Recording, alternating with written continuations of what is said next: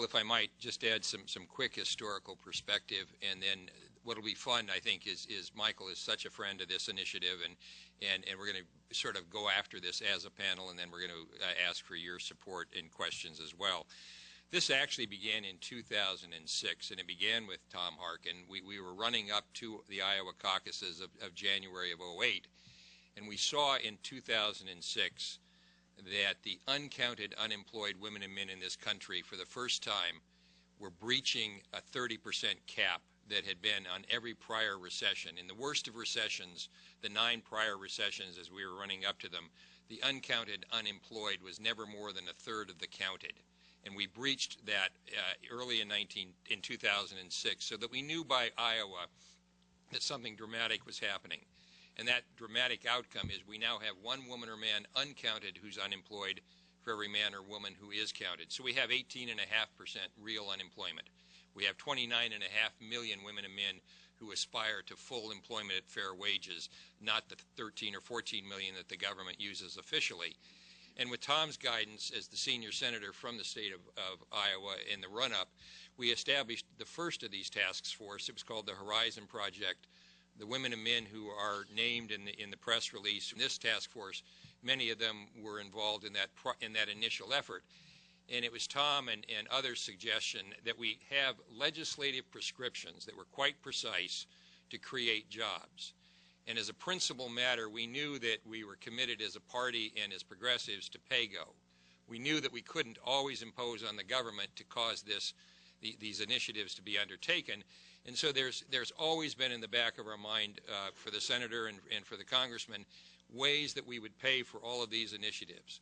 But let me just follow up on one comment that the senator just made. If hypothetically the Senate and the House tomorrow were to pass $3.2 trillion of cuts, we can prove that 1.8 million additional jobs would be lost almost instantly.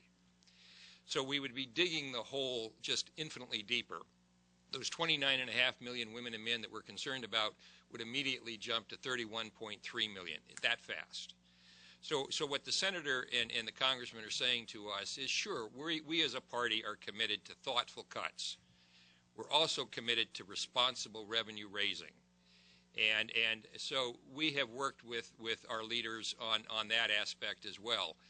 When the task force was coming together, it almost instantly migrated, and many of my colleagues and Cheryl's and Pat's are here, it instantly migrated to the reality, as Tom has commented and Representative Garamendi, we have to have at least 20 to 25% of women and men in this country making something. We can only survive from bubble to bubble otherwise, and the bubbles kill us. We know that. We know that we cannot persist with this unfair trade balance that we have with China. $260 billion consistently year after year after year in manufactured goods. They have roughly $2.5 trillion accumulated in China. We know what they're doing with it. Work we've done for the Congress and on both the House and the Senate, we now know that 90% of the cost differential between a manufactured good from China and its counterpart here in the United States is accomplished through subsidy. We have pointed way too many fingers at the workers of America and said it's your fault. You're uneducated sufficiently. It is your wages that is causing these problems, and we know that's not the case. It's unfair trade that is destroying this country.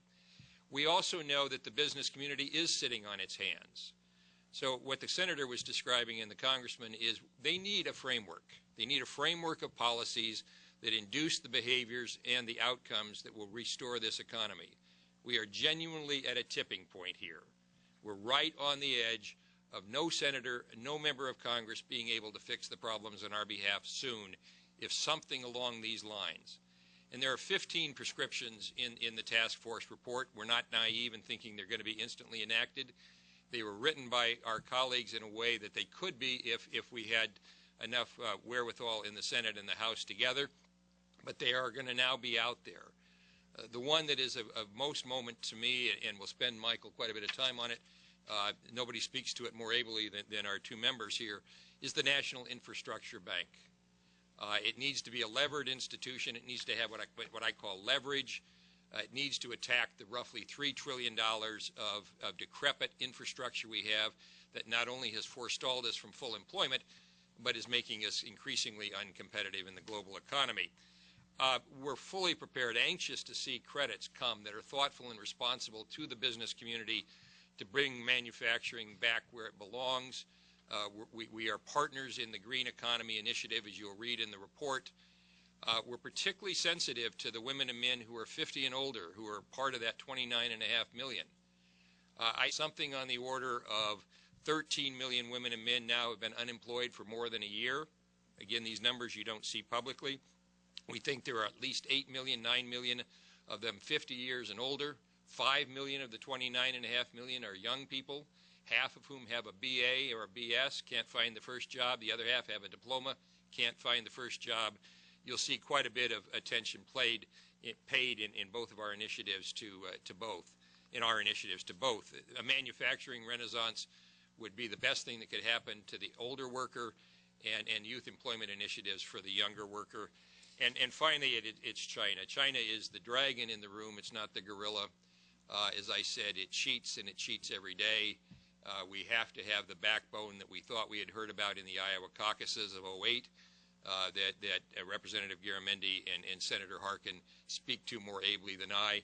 To my immediate left is Pat Malloy, one of the genuine experts in this country on China trade policies. Owen Hernstedt from the Machinist was supposed to be up here, but we ran out of chair space. And Owen speaks more ably than I do and anybody else to manufacturing. And then there's Cheryl Sweninger, who sort of ties it all together from an economist's point of view.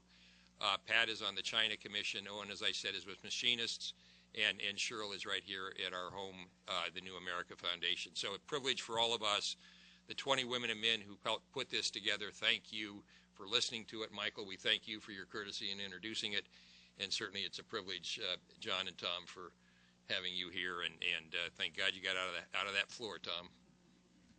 Killing the bill. Thanks, Leo. Well, this does